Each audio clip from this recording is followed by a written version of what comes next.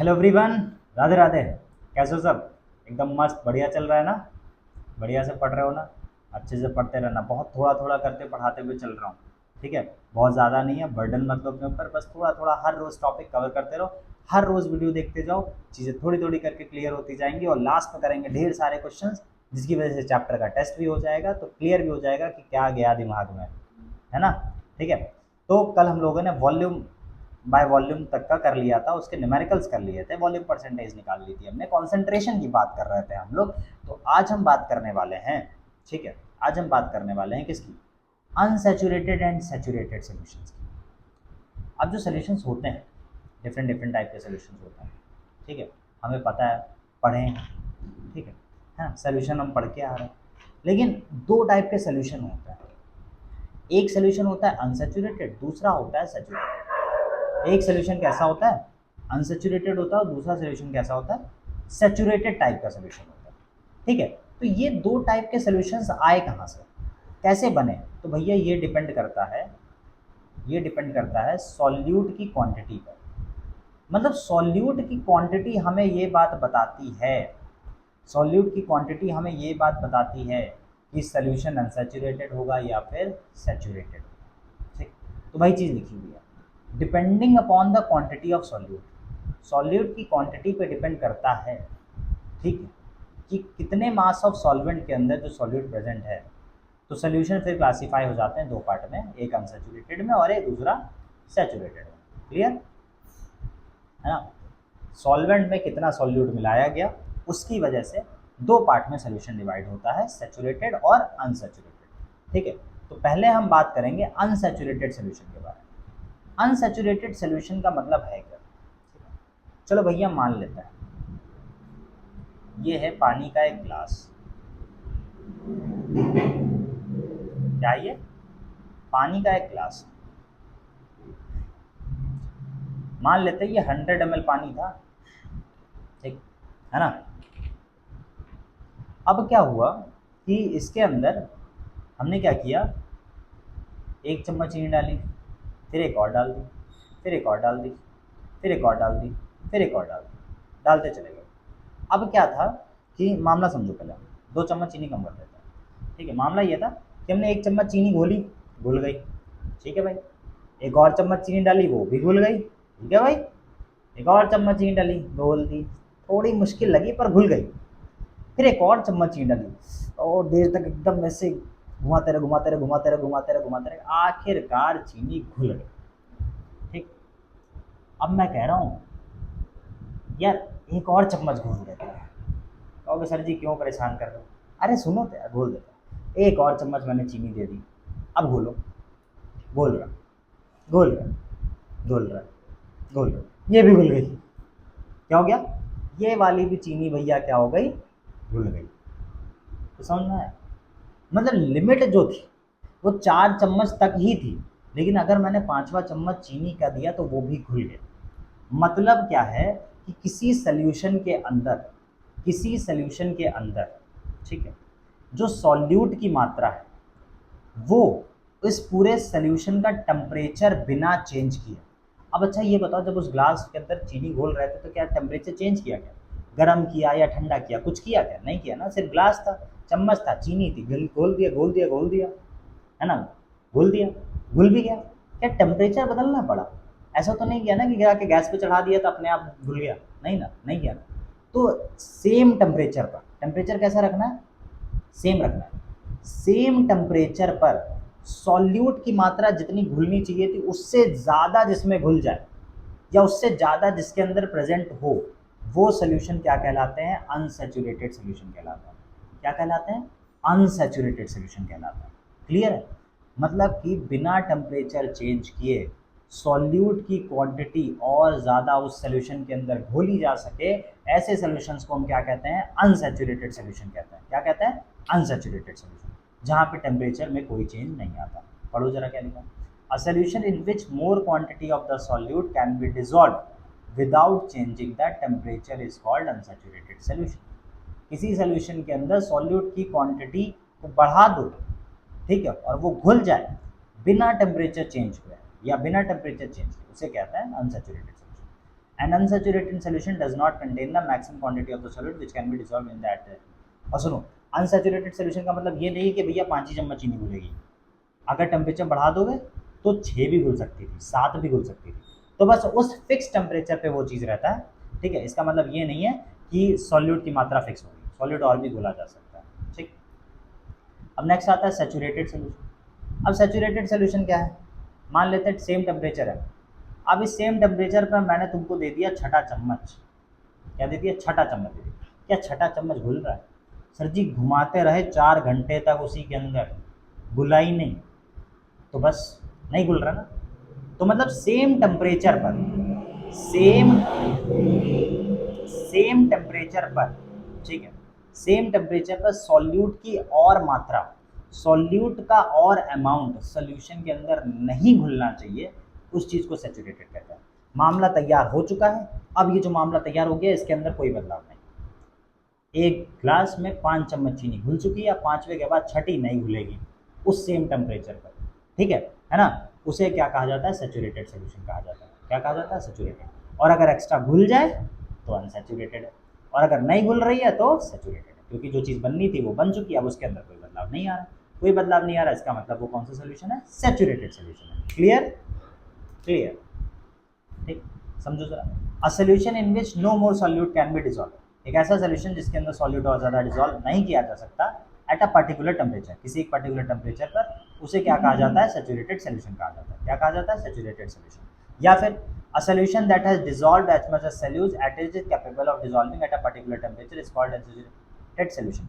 मतलब ये है कि किसी एक सोल्यूशन के अंदर जितना ज़्यादा सॉल्यूट घोला जा सकता था उतना घुला हुआ है, ठीक है, उस टेम्परेचर पर, अब और ज़्यादा नहीं घुल सकता, तो उसे क्या कहा जाता है, सैचुरेटेड सोल्यूशन कहा जाता है, ठीक।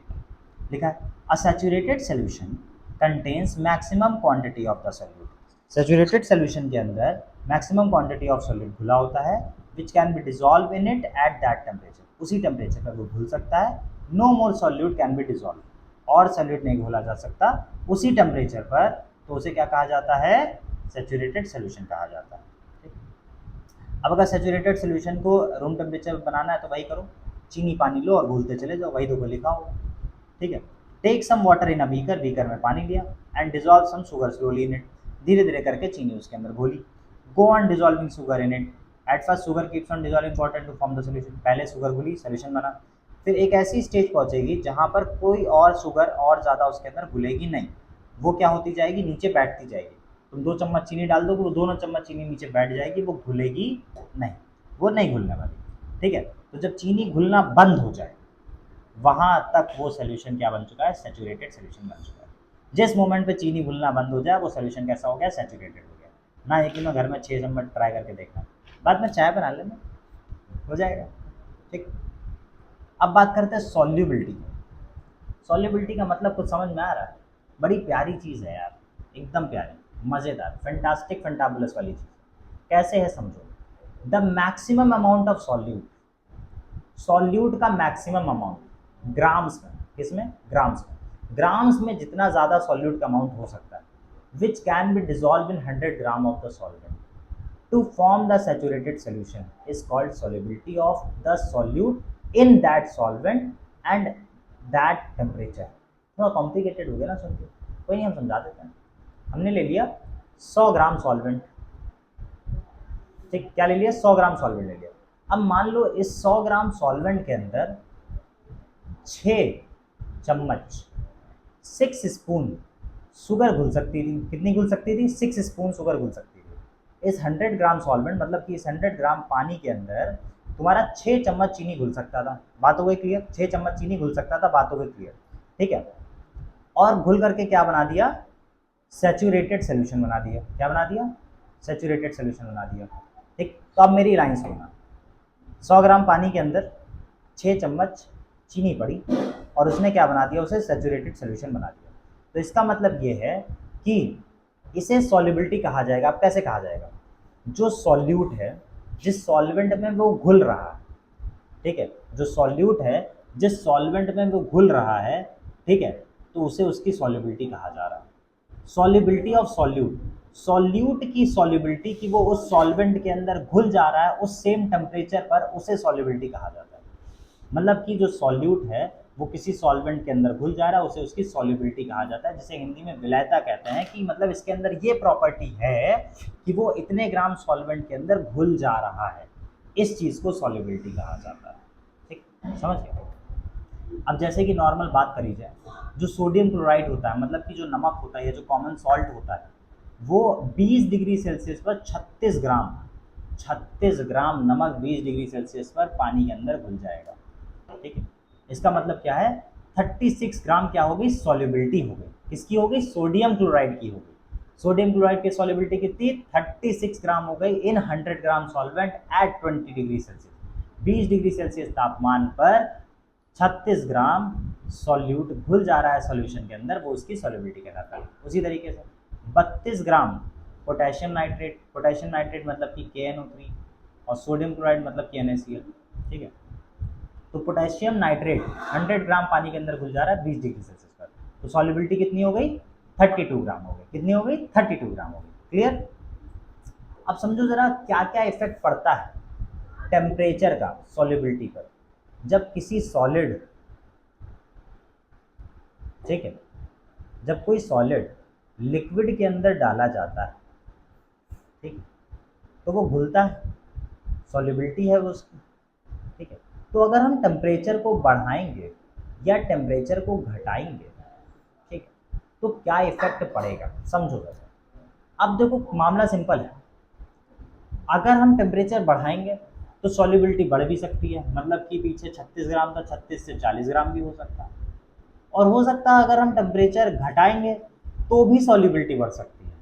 मतलब दोनों ही चीज़ें हो सकती हैं, या तो टेम्परेचर बढ़ाओ तो भी सॉल्युबिलिटी बढ़ेगी घटेगी, या टेम्परेचर घटाओ तब भी सॉल्युबिलिटी बढ़ेगी या घटेगी। ये डिपेंड करता है कंडीशंस पर। ठीक, समझो जरा, लिखा है पहले क्या है वो पढ़ लो। द सॉल्युबिलिटी में इंक्रीज और डिक्रीज, सॉल्युबिलिटी बढ़ भी सकती है घट भी सक रही है with increase in temperature, temperature बढ़ने के साथ साथ। It depends on the nature of the solute and solvent, ये सॉल्यूट और सॉल्वेंट के नेचर पर डिपेंड करता है।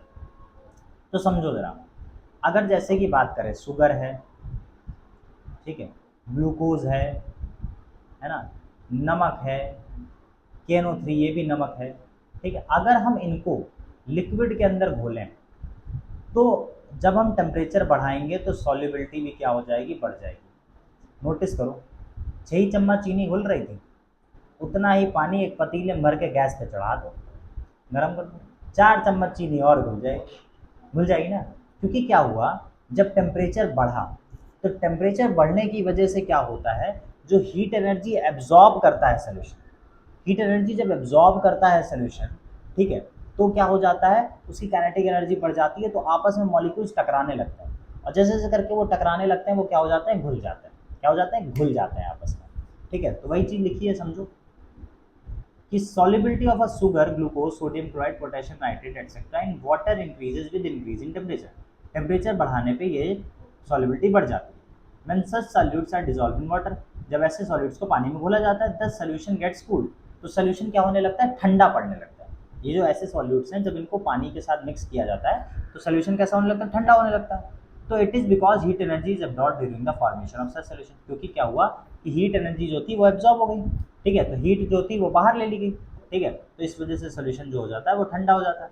लेकिन जैसे हम टेम्परेचर बढ़ाएंगे, टेम्परेचर बढ़ाने की वजह से क्या होगा, हीट एनर्जी मिलेगी, हीट एनर्जी मिलेगी तो ऑटोमेटिक क्या होगा, वो और ज़्यादा घुल जाएगा। क्लियर। अगला, अब जैसे कि मान लो एक और केस है, KOH ले लो, पोटेशियम हाइड्रोक्साइड, लिथियम कार्बोनेट ले लो, LiTuCO3, कैल्शियम ऑक्साइड ले लो चूना, या फिर CH3COO2Ca ले लो, यहाँ 2 होगा। ठीक है, ये जो चीज़ें होती हैं जब इनको पानी में डालोगे, ठीक है, और टेम्परेचर को बढ़ाओगे तो इनकी सॉल्युबिलिटी जो होती है वो घट जाती है। क्या हो जाती है, घट जाती है।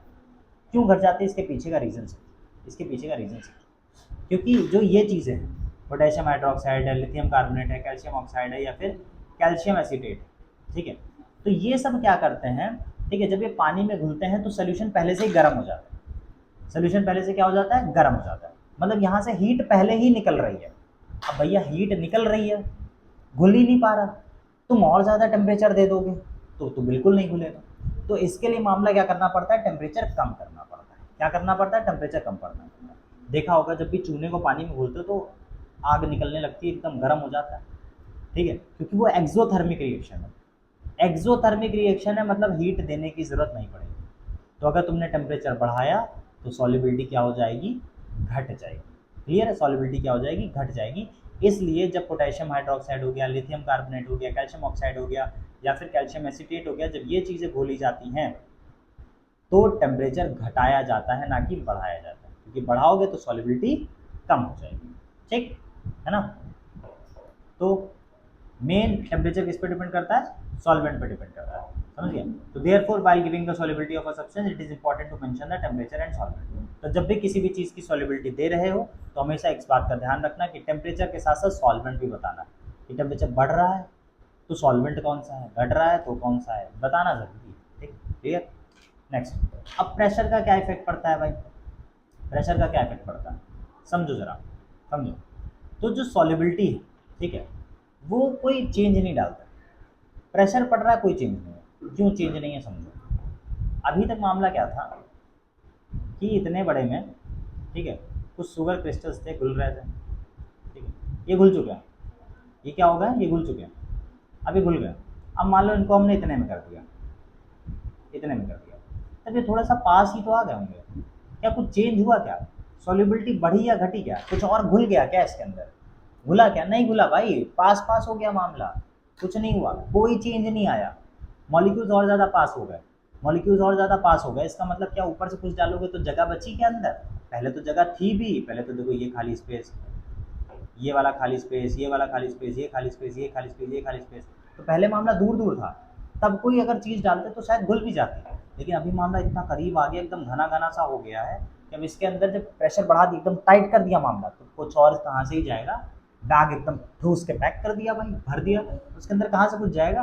बैग हल्का था जा सकता था, बैग खाली था उसके अंदर जा सकता था, लेकिन बैग पूरा भर दिया तो कहाँ से जाएगा। तो प्रेशर का कोई इफेक्ट नहीं पड़ता, प्रेशर का कोई भी इफेक्ट नहीं पड़ता। तो solubility of a solid in a liquid does not change with the change in pressure, pressure डालने पर कोई भी इफेक्ट नहीं पड़ता। क्लियर। नेक्स्ट आता है effect of temperature and pressure of the solubility of a gas in a liquid. जब हम किसी गैस को, किसकी बात करेंगे, गैस को किसी लिक्विड में डालेंगे, गैस को किसी लिक्विड में डालेंगे, ठीक है, तब क्या होगा। पहली बात करते हैं टेम्परेचर, समझो। अब ये लिक्विड है, ठीक, अब इसके नीचे हमने फ्लेम लगा दिया, ठीक है, क्या लगा दिया, फ्लेम, आग जा रही है।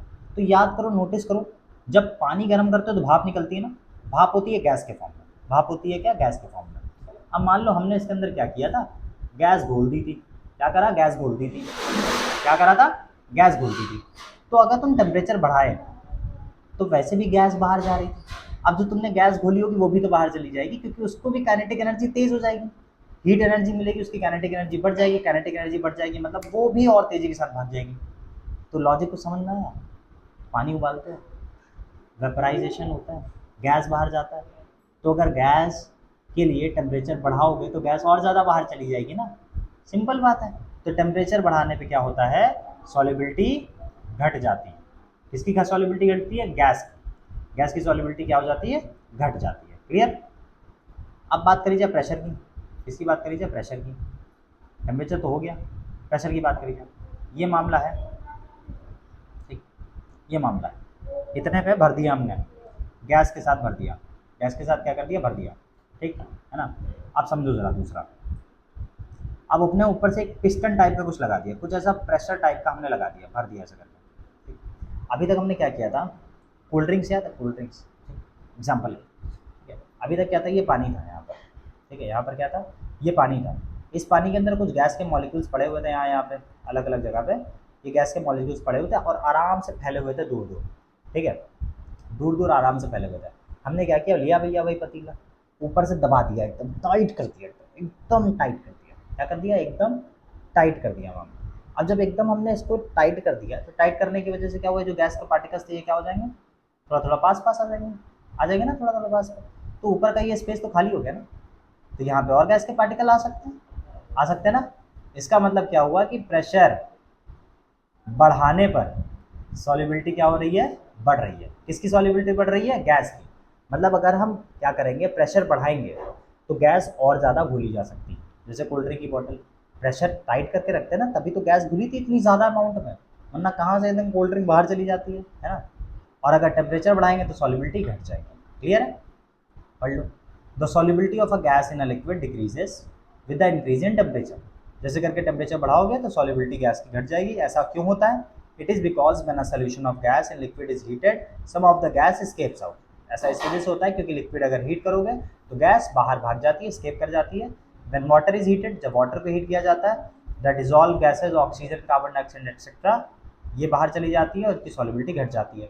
उसी जगह पे the solubility of a gas in a liquid increases with the increase in pressure. और प्रेशर बढ़ाओगे तो क्या होगा? सॉल्युबिलिटी बढ़ जाएगी। क्लियर?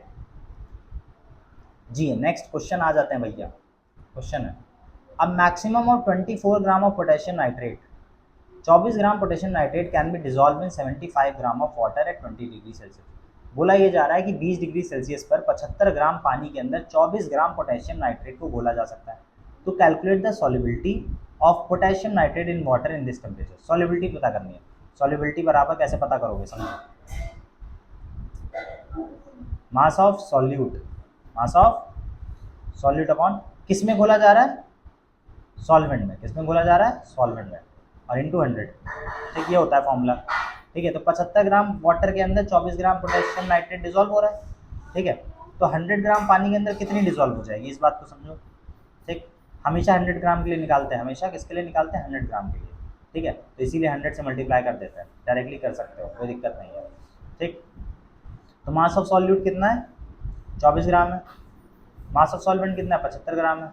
इंटू कर दो 100, 25 से काटे 25 3 जा 25 4 जा 3 1 जा 3 3 8 जा 24 8 4 जा 32। मतलब कि 32 ग्राम पोटेशियम नाइट्रेट क्या हो सकता है? आसानी के साथ घुल सकता है। Next question, the mass of saturated solution of urea in water is 30.7 ग्राम। बोला जा रहा है यूरिया मतलब पानी के साथ, मतलब एक सोल्यूशन बना गया यूरिया और पानी का, जिसके अंदर जो यूरिया है, ठीक है, यूरिया, ठीक है ना, और पूरा सोल्यूशन मिलकर के कितना बना रहा है? कितना बना रहा है भैया?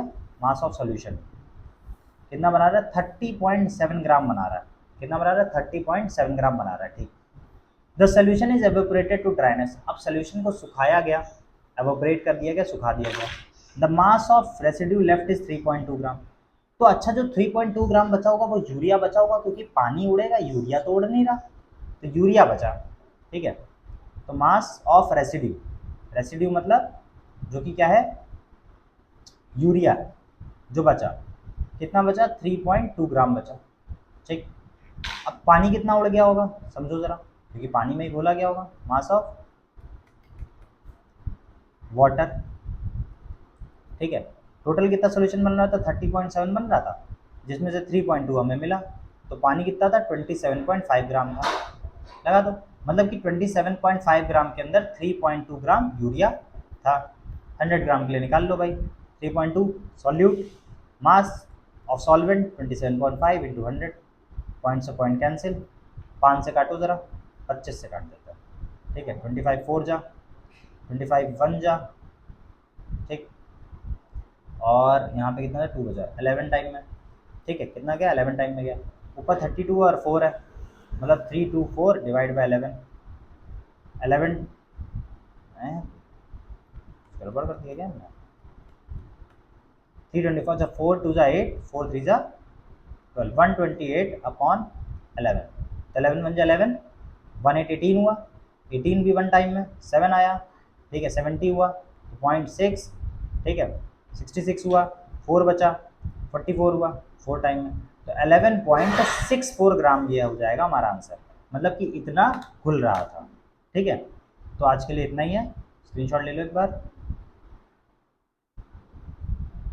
ठीक, हो गया। Next, this one, this easy. ठीक है, क्लियर? तो बढ़िया से पढ़ लेना एक बार, कमेंट सेक्शन में राधे राधे डाल देना। ठीक है ना?